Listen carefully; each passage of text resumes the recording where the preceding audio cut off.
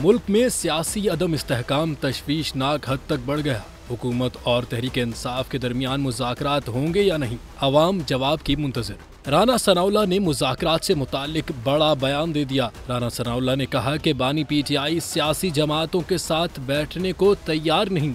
ये कौन सी सियासत है? जब PTI को मुसल्लत किया गया था, हमने उस वक्त भी साथ बैठने को कहा था।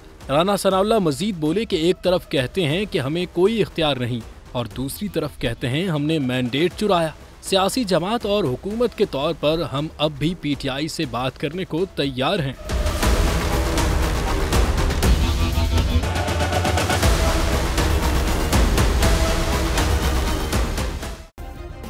सब्सक्राइब करें और बेल दबाएं ताकि कोई खबर रह न जाए।